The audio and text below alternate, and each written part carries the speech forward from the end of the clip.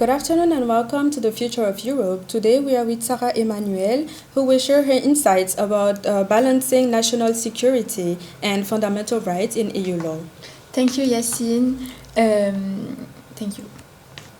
So can you tell us what are the main challenges faced by the European Union member states in reconciling public security and fundamental rights? Thank you for your question. One of the major challenges faced by the European Union member states is reconciling the imperative of public security with the need to guarantee fundamental rights, particularly in a context where the management of personal data is central to the security issues. The case of Ligue des droits humains perfectly illustrates these tensions. But why is this such a crucial issue today? In this case, Belgian authorities restrict Mr. B.A.'s access to his personal data collected by the police agencies, citing national security concerns. These decisions highlight a central difficulty. How can transparency and individuals' rights to effective remedies be guaranteed while protecting sensitive information related to the public security? Another relevant example is the case of Digital Rights Ireland, which the CGEU invalidates a European directive authorizing the generalized retention of personal data. So tell us, why was this decision made? The court ruled that, while justified by security concerns, this practice disproportionately infringed on citizen privacy. This case underscores that even in context of combating crime and terrorism, security measures must adhere to the principle of proportionality and necessity.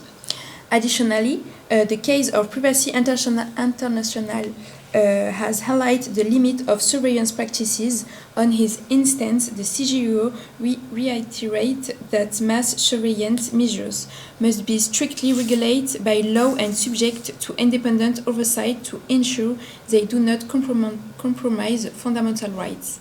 This example demonstrates that one of the main challenges for member states is finding a fair balance between often conflicting interests. On the one hand, it is crucial to prevent security threats such as terrorism or transnational crime. On the other hand, citizens must be able to access their personal data and challenges its processing when it's necessary. So, the lack of harmonization in the application of European directives exacerbate these challenges. Some member states, such as Belgium in the case Ligue des droits humains, prioritize security by limiting direct access to data, while others adopt a more right-centered approach. So, this fragmentation can undermine the coherence of the European legal framework.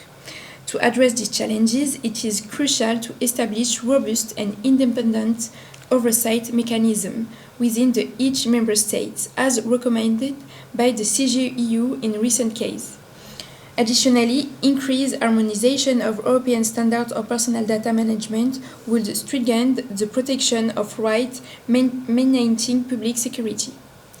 Thank you, Sarah. Do you think that the position adopted by the CJEU sufficiently guarantees transparency, or is there a risk that it weakens individual rights? So, the position of the CGEU is generally cautious, and seeks to balance the need to ensure public security with the protection of fundamental rights.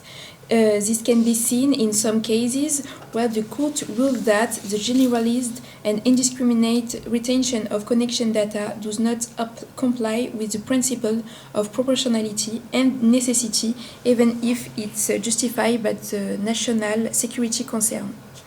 So tell us, is this position really sufficient to protect the citizens' rights? At times, the CGEU has sometimes taken positions that leave room for broad national interpretations, notably by the validating indirect data control systems. A concrete example is Belgium in the Ligue des droits humains case. In this case, Belgian authorities refused to grant direct access to Mr. B.A.'s personal data, citing national security concerns. Allowed, the CGEU reiterated that such restrictions must be proportionate. It did not impose clear safeguards. to prevent abuses. This can weaken the right to effective remedies provided under Article 47 of the Charter of Fundamental Rights. Moreover, practices in certain member states reveal the limits of this approach. For instance, French intelligence laws have been criticized for their opacity. Despite the effort of the French Data Protection Authority, the CNIL, many citizens remain unaware of how their data is collected and used. Similarly, the wiretapping scandal in Greece, relevant in 2024, demonstrates how surveillance measures can be misused even in established democracies. So, in this context, should the CJEU impose stricter minimum standards on member states to prevent such abuses? To enhance transparency, the CJEU could go further by imposing minimum standards on member states, such as the obligation to provide a non-confidential summaries of collected data or to allow appeals before independent courts. These mechanisms would give individuals a better understanding of their rights and the means to defend them. In my view, transparency is not an obstacle to the security. On the contrary, it strengthens institutional legitimacy and citizens' trust in the authorities. So, what mechanisms would you recommend to strengthen the balance between national security and the protection of personal data? To strengthen this balance, an approach based on the three main mechanisms to support by concrete example for the European Union and its jurisprudence is essential.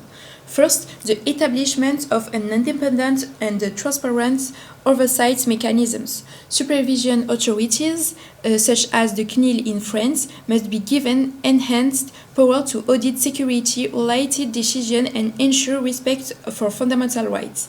In Germany, for another example, the Constitutional Court invalidates laws permitting generalized surveillance without judicial oversight, and finding that national security cannot justify disproportionate restriction.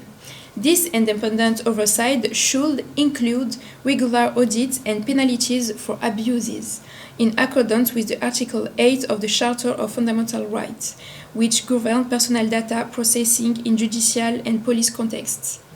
But is this enough? Should judicial oversight over these measures be further strengthened? For this, in second way, greater transparency for citizens must be ensured. In Sweden, for example, authorities publish publicly accessible reports on the use of personal data, giving citizens a better understanding of the objective and safeguard surrounding surveillance measures. In the case of Digital Rights Ireland, the CJEU emphasized that all data collection must adhere to the principle of proportionality and necessity. A European requirement for the publication of anonymized and non-confidential summaries of collected data will enhance transparency, enabling individuals to understand what is being collected and why. And third, integrating technological safeguard to surveillance system. For example, differentiate encryption could ensure that only strictly necessary information is accessible to the authority. In Estonia, for example, a leading country in digital data management, blockchain technology is used to guarantee the traceability and transparency of access while securing data. These technologies, aligned with the minimization principle ensured in the GDPR, also tracking of who access data and for what purpose. And finally, the European Union could develop an harmonized framework by inspired decisions like Schrems II and La Quadrature du Net to impose strict proportionality threshold and effective appeal mechanisms. For instance, each member state could be required to establish an independent court specializing in personal data disputes, ensuring effective access to justice in compliance with Article 47 on the Charter of Fundamental Rights. So, in conclusion, these mechanisms, which combine independent oversight, citizen transparency, and technological innovation, would effectively reconcile a national security requirement with the protection of fundamental rights in a democratic society, will strengthen legal coherence within the European Union. So thank you, Sarah, for your insights. Thank you, Yassine, for your question. And thank you for being with us on this episode of The Future of Europe.